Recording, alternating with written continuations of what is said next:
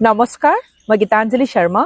পুনৰ এটা informative video লৈ আহিছো এই ভিডিওটোত পুৰুষ মহিলা আটাইৰে কাৰণে উপযোগী 5 বিধ ভিটামিনৰ বিষয়ে আলোচনা কৰিম এই ভিটামিন কেইবিধ আপোনালোকৰ সেক্সুৱেল হেলথ মানে যৌন স্বাস্থ্যৰ কাৰণে বহুতেই বেছি ইম্পৰ্টেন্ট কেৱল যৌন স্বাস্থ্য বুলি নহয় ওভাৰঅল হেলথ আপোনালোকৰ সৰ্ব শৰীৰৰ কাৰণে এয়া উপযোগী তেন্তে আহক এই ভিডিওটো ষ্টাৰ্ট কৰো এই ভিটামিন কেবিধ 18 বছৰ পাৰ কৰা পুৰুষ মহিলাই খাব পাৰে মানে 18 বছৰ বুলি ক'লে লৰা ছোৱালী 18 বছৰ পাৰ হোৱাৰ পিছত লৰা ছোৱালীয়ে খোৱা আৰম্ভ কৰিব পাৰে আৰু 50 বছৰ অধিক পুৰুষ মহিলাও খাব পাৰে প্ৰথম ভিটামিন বিধ হ'ল ভিটামিন ডি ইৰেকচনৰ কাৰণে বহুতেই বেছি উপযোগী আপোনালোকৰ লিংগটো যে ডাং নাখায় তাৰ কাৰণ কি জানে ভিটামিন ডিৰ অভাৱ শৰীৰত যেতিয়া ভিটামিন ডিৰ অভাৱ হয় তেতিয়া পুৰুষ মহিলাই বহুত ভাগৰুৱা অনুভৱ কৰে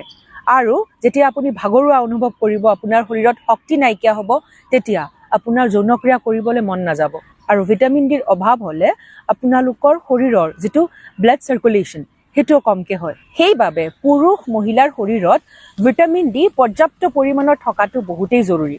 ভিটামিন ডিৰ পিছত পুৰুষ আৰু মহিলাৰ কাৰণে খুব উপযোগী ভিটামিন বিধ হ'ল মেগনেছিয়াম আপোনাৰ শৰীৰত যেতিয়া মেগনেছিয়াম সাফিচিয়েন্ট এমাউন্টত থাকে তেতিয়া কি হ'ব তেজৰ যিবোৰ ধমনী তেজ চলাচল কৰা যিবোৰ ধমনী হেবোৰ খুব ৰিলেক্স অনুভৱ কৰিব খুব আৰাম অনুভৱ কৰিব আৰু তেতিয়া কি হ'ব আপোনালোকৰ ব্লাড প্ৰেছাৰ নৰমাল হৈ থাকিব আৰু ব্লাড প্ৰেছাৰ নৰমাল হৈ থকা মানে আপোনালোকে শান্ত অনুভৱ কৰিব আৰু যেতিয়া আপোনালোকৰ বডি শান্ত হ'ব তেতিয়া আপোনালোকৰ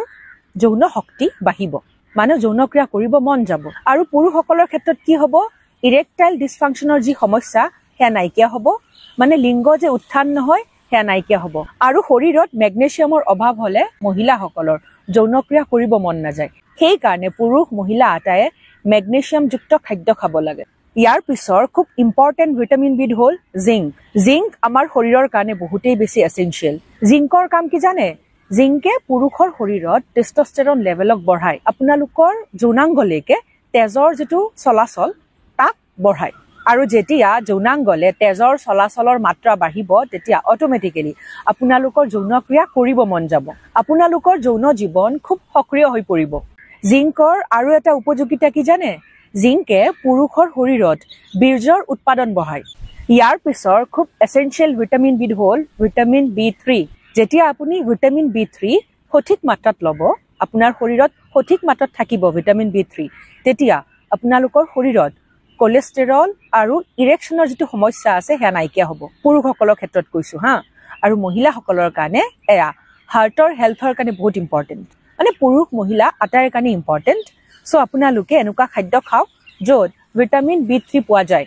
ইয়াৰ পিছৰ ভিটামিন বিধ হ'ল ভিটামিন সি এ শৰীৰৰ ইমিউনিটি বঢ়ায় ভিটামিন সি এ পুৰুষ মহিলাৰ বেমাৰ প্ৰতিৰোধ ক্ষমতা বঢ়ায় যদি আপোনালোকে পুষ্টিকৰ সুষম আহাৰ নাখায় তেতিয়াহলে দৈনন্দিন খাদ্যত এই ভিটামিন সমূহ সঠিক মাত্ৰাত নাপাবও পাৰে সেইবাবে আপোনালোকে ভিটামিন সাপ্লিমেন্ট লোৱাটো জৰুৰী দিল্লীত বৰষুণ ষ্টাৰ্ট হৈছে চাওক সো ইমানতে মই এই ভিডিওটো সমাপ্ত কৰিব লাগিব তেন্তে আজিলৈ আহিছো এটা নতুন ভিডিও লৈ আপোনালোকৰ মাজলৈ পুনৰ আহিম stay happy and stay healthy love you all